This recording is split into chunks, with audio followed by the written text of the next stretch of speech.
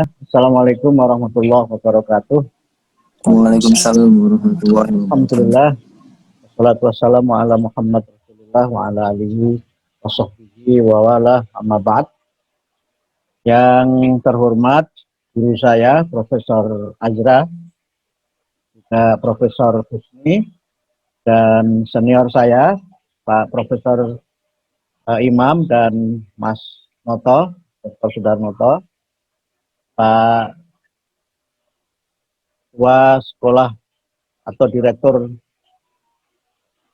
Sekolah Pasca Sarjana UIN Syarif Jakarta, Pak Profesor Asep dan seluruh jajaran pimpinan di Sekolah Pasca Sarjana, serta para peserta yang saya hormati. Saya menjadi pembicara terakhir ini asobah. Kalau asobah itu bisa beruntung, kalau dawil furudnya tidak banyak, asobahnya bisa banyak. Tapi kalau dawil furudnya banyak, ya dapatnya ya betul-betul musibah. Gitu. Karena itu maka dari semua paparan yang sudah luar biasa itu, saya ingin untuk mengambil beberapa celah saja yang mudah-mudahan para peserta ini luar biasa. Ini saya lihat masih 299, 300, walaupun dibatasi panitia 300 ya. Ini rupanya masih sangat antusias, luar biasa, dan karena itu maka saya menyampaikan terima kasih atas undangan untuk saya bisa berbagi sedikit pemikiran mengenai Pak Malik, dan juga beberapa hal yang mungkin bisa menjadi bagian dari diskusi dan agenda kita berikutnya tentang rekonstruksi dan modernisasi pendidikan Islam. Saya juga menyampaikan terima kasih ini kepada keluarga Pak Malik, kalau Budin masih ada di sini, dan seluruh keluarga yang selama ini juga sudah banyak berinteraksi dengan saya. Dan tentu saja bagi saya Pak Malik ini adalah guru saya, juga sekaligus mentor, tapi juga sekaligus sejawat saya di PP Muhammadiyah. Saya beruntung karena bisa bersama beliau paling tidak selama 5 tahun periode 2010-2015 itu saya banyak belajar dari Pak Malik karena satu ruangan, dan itu ruangan khusus di PP Muhammadiyah karena satu-satunya ruangan yang boleh merokok. Semua ruangan di PP Muhammadiyah itu dilarang merokok kecuali ruangan yang ada Pak Malik. Mamnu'ut tadkhin. Mamnu'ut tadkhin kulluhum. Jadi yang boleh merokok hanya ruangan saya dan ruangan Pak Malik. Jadi para perokok Muhammadiyah itu ngumpulnya di ruangan saya dan Pak Malik. Oh, Pak Jika pakai ayat perokok juga. Saya tidak, Pak, saya perokok pasif. Oh. Tapi mereka kadang-kadang pakai plesetan ayat, warka'u ma'arroki'in, artinya merokoklah bersama para perokok. Gitu. Tapi ini bercanda ya. Itu madhab Maliki itu. Iya, sehingga Muhammadiyah itu dikenal ada madhab Syafi'i dan madhab Maliki. Kalau madhab Syafi'i itu tidak merokok, kalau madhab Maliki itu merokok. Dan memang beliau ini perokok militan. Jadi saya ingat menjelang Muktamar Malang tahun 2005 itu kan ada gerakan dari Majelis Kesehatan untuk anti tobacco control. Pak Malik dengan gayanya itu memprotes dengan ungkapan bahasa Jawa yang menarik itu. Komeh muktamar kok ngurusi tegesan. Nah, orang leudut aku pindah NU gitu. Mohon maaf Pak Azra, ini bahasa Jawa Pak Azra. Jadi mau muktamar kok ngurusi puntung rokok itu. Kalau nggak boleh merokok saya pindah NU gitu. dengan ekspresinya yang khas itu. Dan saya menemukan banyak hal dari sisi Pak Malik yang memang mungkin tidak banyak orang tahu, bahwa Pak Malik itu seorang yang humoris gitu. Orang yang bahasa Jawanya itu ceblang-ceblung gitu. Jadi tidak banyak bicara, tapi kalau bicara memang sangat bernas dan banyak lucunya dan banyak joke-nya. Saya kira saya sekali lagi sangat beruntung karena bisa bersama-sama dengan beliau dan banyak belajar dari beliau. Dan terutama juga beliau bersama Prof. Azra adalah promotor saya untuk disertasi di UIN Jakarta. Saya ingin menyampaikan 3 hal saja yang mungkin nanti melengkapi apa semua yang hebat yang sudah disampaikan tadi. Saya kira kalau yang disampaikan oleh Prof. Azra, Prof. Husni, dan Prof. Imam, serta Mas Noto ditulis, saya kira sudah bisa jadi buku itu. Karena itu untold story yang menurut saya kalau dilacak dari dalam konteks pembaruan pendidikan sangat luar biasa. Pertama, saya ingin menyebutkan bagaimana Pak Malik itu sebagai man of action. Nah, saya kira ukurannya bisa kita lihat kalau di Muhammadiyah tentu saja adalah UM Malang. Beliau saya kira salah seorang rektor yang sangat lama memimpin dan mungkin memecahkan rekor karena pernah menjadi rektor di 3 perguruan tinggi Muhammadiyah sekaligus. Beliau rektor Malang, kemudian rektor Solo, dan rektor Magelang. Nah, khusus Solo dan Magelang itu beliau ditunjuk oleh PP karena berkonflik. Jadi Pak Malik ini juga seorang yang memang sangat luar biasa hebat dalam konteks menyelesaikan masalah dan memang juga punya visi dan punya komitmen yang tinggi untuk memajukan pendidikan dan juga menyelesaikan berbagai persoalan. Karena itu ukurannya ketika beliau menjadi Menteri Agama, selain tadi kebijakan pendidikan sudah banyak dibahas itu adalah 2 yang merupakan pembaharuan penting. Yang pertama itu Undang-Undang Zakat, yang kedua adalah Undang-Undang Haji. Singkat saja beliau menjadi Menteri Agama, tetapi 2 undang-undang itu lolos. Kita tahu terkait dengan zakat itu sudah dibuat aturan yang sangat lama, tapi kemudian baru pada masa Pak Malik menjadi Menteri Agama, Undang-Undang Zakat itu berhasil ditetapkan oleh DPR. Kemudian Undang-Undang tahun 99 tentang haji. Ini juga saya kira sebuah terobosan yang luar biasa di mana Indonesia sebagai salah satu negara dengan jumlah jamaah haji terbesar di dunia itu ternyata tidak memiliki organisasi yang rapi. Di sini saya melihat betul bagaimana Pak Malik berusaha untuk beragama itu memang harus dikelola dengan manajemen yang sebaik-baiknya, dan Pak Malik berhasil membawa visi-visi keagamaannya itu ke dalam lembaga negara sehingga punya kekuatan hukum yang sangat kuat dan mengikat. Nah, itu yang pertama saya kira. Kemudian yang kedua yang berkait dengan reformasi pendidikan Islam, selain yang tadi sudah disampaikan oleh para pembicara terdahulu, para guru dan senior saya ingin menyebut reformasi pendidikan yang dilakukan Pak Malik dalam konteks pendidikan nasional.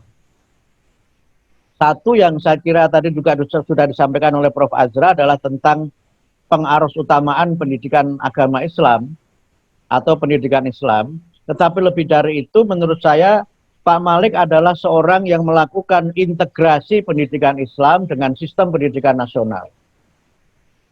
Ini memang bisa kita lihat dari pasal-pasal di dalam Undang-Undang Sistem Pendidikan Nasional. Dan lagi-lagi ini juga merupakan legasi dari Pak Malik ketika beliau diberi amanah menjadi Menteri Pendidikan Nasional.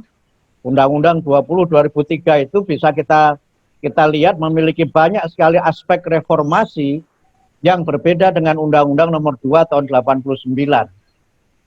Terutama dalam kaitannya dengan eksistensi dan juga posisi pendidikan agama dalam konteks pendidikan nasional. Kalau kita lihat Undang-Undang Nomor 2 tahun 89, pesantren dan madrasah itu tidak disebut sama sekali. Tapi dalam Undang-Undang 20 tahun 2003, kita bisa melihat bagaimana madrasah itu menjadi bagian integral dalam sistem pendidikan nasional ketika kita melihat dari definisi mengenai jalur, jenis, dan jenjang pendidikan. Kalau kita bicara mengenai jenis pendidikan, maka di situ ada pendidikan umum, kemudian pendidikan kejuruan, pendidikan akademik, pendidikan profesi, vokasi, keagamaan, dan khusus. Saya kira untuk pertama kali pendidikan keagamaan itu dibahas secara khusus dalam pasal 30 Undang-Undang 20 tahun 2003. Yang di dalamnya pesantren serta diniyah itu disebut eksplisit juga di dalam undang-undang itu. Jadi Ini saya kira sebuah upaya tidak sekedar pengarus utamaan menurut saya, tapi juga sudah integrasi dari berbagai sistem pendidikan yang berkembang di kalangan masyarakat, khususnya di kalangan masyarakat Islam. Kemudian yang berikutnya untuk jalur pendidikan, juga ada pendidikan formal, non-formal, dan informal. Tapi yang menurut saya penting ketika bicara mengenai jenjang pendidikan, di sini Pak Malik dan Undang-Undang Sisdiknas secara khusus menyebut bahwa jenjang pendidikan dasar itu terdiri atas SD MI atau nama lain yang sederajat dan SMP MTS. Jadi SMP dan MTS itu sudah disejajarkan, SD dengan MI sudah disejajarkan. Bahkan dalam pendidikan jenjang pendidikan menengah itu selain SMA juga madrasah aliyah dimasukkan eksplisit. Dan selain SMK itu ada MAK, Madrasah Aliyah Kejuruan. Yang sampai sekarang kelihatannya jumlahnya hanya beberapa gelintir saja. Jadi ketika undang-undang itu dibuat, belum ada itu Madrasah Aliyah Keagama, Madrasah Aliyah Kejuruan. Tapi undang-undangnya sudah memberikan satu payung yang menurut saya itu bukan sesuatu yang sederhana. Dan itu saya kira menjadi sebuah penegasan di mana pendidikan Islam khususnya secara kelembagaan itu tidak lagi menjadi pendidikan pinggiran, tetapi menjadi bagian dari pendidikan nasional secara keseluruhan.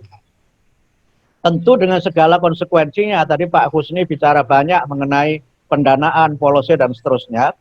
Tapi saya ingin mengkaitkan itu dengan, ini bagian lanjut dari integrasi itu adalah ketika kemudian kurikulum madrasah dan perlakuan terhadap madrasah itu memang tidak berbeda sama sekali dengan yang ada di sekolah. Paling tidak ada beberapa yang terkait dengan reformasi pendidikan yang itu disebutkan secara eksplisit juga dalam Undang-Undang 20/2003. Reformasi pendidikan yang sangat terlihat adalah sertifikasi, akreditasi, dan evaluasi. Ada 13 poin terkait dengan reformasi pendidikan itu, yang ketika bicara mengenai akreditasi, maka ada dua hal penting yang menjadi bagian dari integrasi pendidikan itu.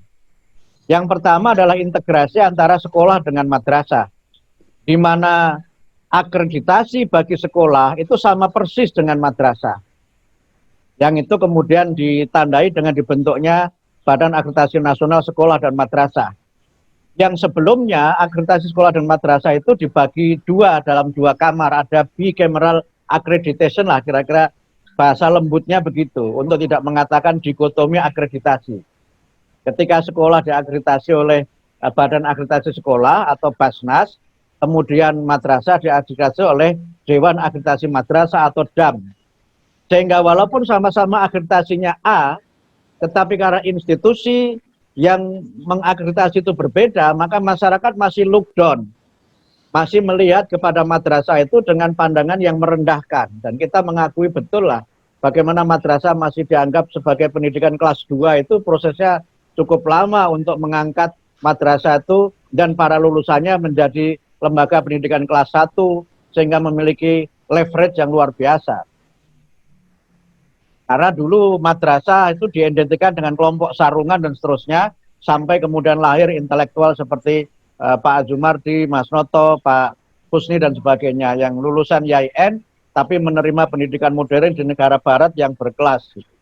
Saya kira itu juga legasi dari Pak Munawir Sadali, saya kira, dan juga dimulai dari Pak Mukti Ali pada waktu itu.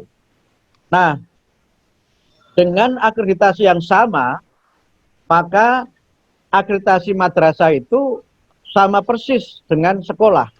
Sehingga A-nya madrasah itu sama dengan A-nya sekolah. Ini saya kira sesuatu yang luar biasa dalam konteks pengakuan madrasah, walaupun saya sempat menjadi ketua BAN itu mengajak madrasah untuk diakreditasi setengah mati. Karena ada yang mengatakan saya tidak usah diakreditasi negara, saya diakreditasi oleh Allah Subhanahu wa Ta'ala saja, katanya begitu. Diakreditasi Allah itu lebih tinggi daripada diakreditasi manusia. Itu satu pekerjaan yang tidak mudah untuk merubah mindset bahwa akreditasi itu penting untuk menjadi ukuran mutu itu. Nah, kemudian yang kedua adalah akreditasi yang mengangkat harkat sekolah swasta sama dengan negeri. Karena akreditasinya swasta itu sama persis dengan akreditasinya negeri. Kalau dulu kan swasta itu menginduk kepada negeri. Sehingga sekolah-sekolah swasta yang hebat sekalipun, mohon maaf seperti UMM yang hebat, itu kan harus menginduk kepada negeri yang belum tentu lebih hebat dari UMM pada waktu itu. Nah, sehingga dianggap negeri ini pendidikan kelas 1, swasta ini kelas 2. Nah, Undang-Undang Sisdiknas yang lahir pada masa Pak Malik itu ini mengangkat swasta dalam posisi yang luar biasa, sehingga A-nya swasta itu sama dengan A-nya negeri. Dan sekarang kita melihat bagaimana lembaga pendidikan swasta itu bisa jauh lebih tinggi kualitasnya dibandingkan dengan lembaga pendidikan negeri. Nah, ini saya kira sebuah perjuangan dan jasa besar Pak Malik dalam konteks integrasi pendidikan nasional, integrasi antara madrasah dengan sekolah, dan kemudian integrasi pengarusutamaan negeri dengan swasta.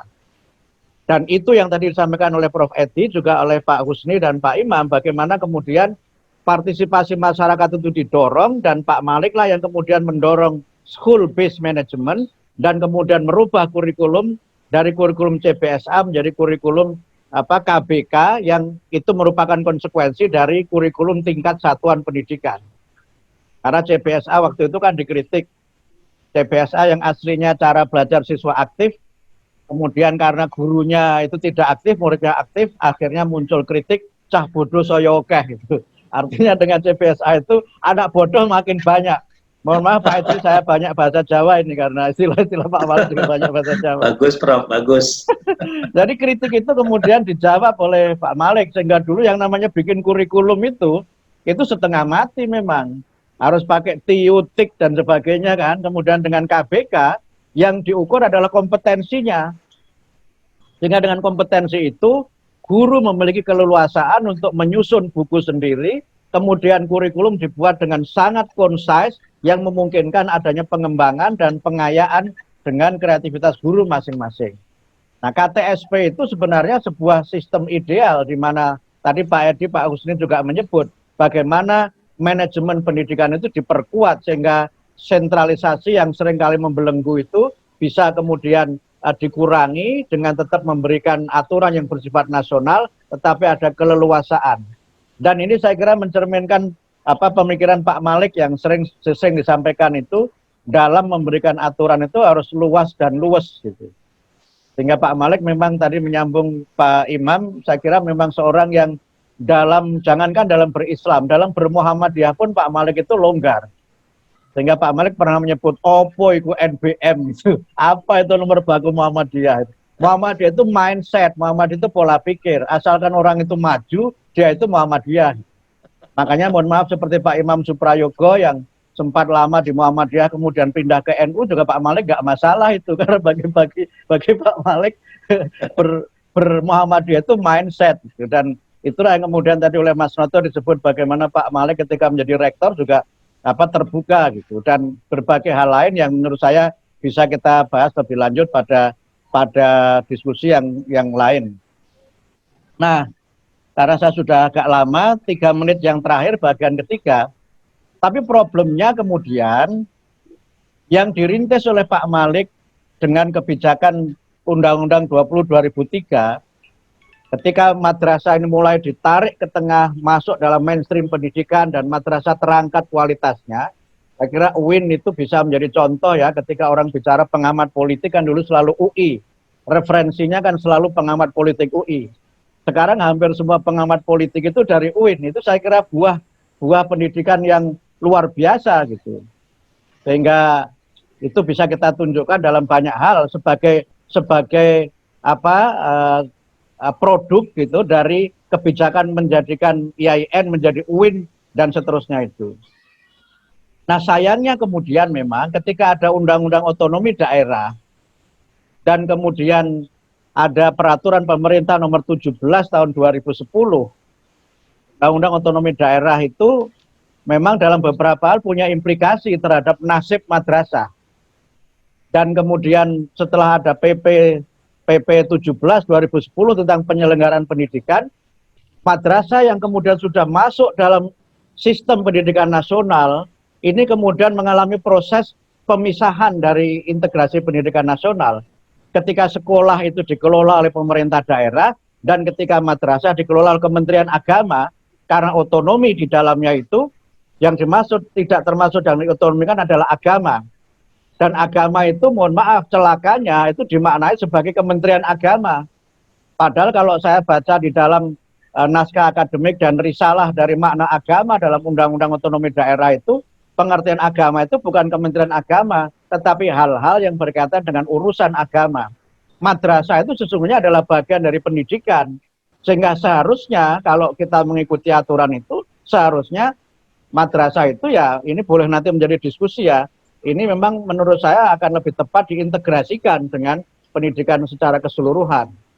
Nah, karena otonomi yang seperti itu, di daerah-daerah yang mayoritas beragama Islam mungkin nggak ada masalah madrasah itu. Tetapi di daerah di mana Islam itu minoritas, madrasah sama sekali tidak mendapat perhatian dari pemerintah daerah karena bukan merupakan tupoksi dan bukan merupakan bagian dari wilayah pembinaan dari pemerintah daerah karena dianggap itu bagian dari otonomi. Dan arah perkembangan yang lebih lanjut menurut saya ketika kemudian memang kebijakan-kebijakan yang semakin istilahnya memisahkan madrasah dengan pendidikan nasional secara keseluruhan itu kemudian memang diperkuat dengan berbagai kebijakan-kebijakan yang sepertinya memang sangat sektoral. Dan inilah yang menurut saya memang perlu menjadi bagian dari catatan kita bersama-sama. Saya kira itu yang bisa saya sampaikan dan bagian terakhir saya kira mungkin nanti kalau ada yang menulis disertasi menurut saya bagus itu. Bagaimana kaitan antara berbagai kebijakan dengan kehidupan madrasah di Indonesia, walaupun beberapa riset dari Balitbang Kemenak sempat menjelaskan itu, tapi yang bersifat komprehensif kaitannya dengan integrasi pendidikan nasional dan kaitannya dengan bagaimana modernisasi pendidikan menurut saya perlu untuk menjadi bagian dan kajian tersendiri. Saya kira demikian yang saya sampaikan. Terima kasih Bu Maela dan terima kasih kepada para guru saya dan para senior saya yang tadi sudah berbagi ilmu pada kesempatan webinar ini.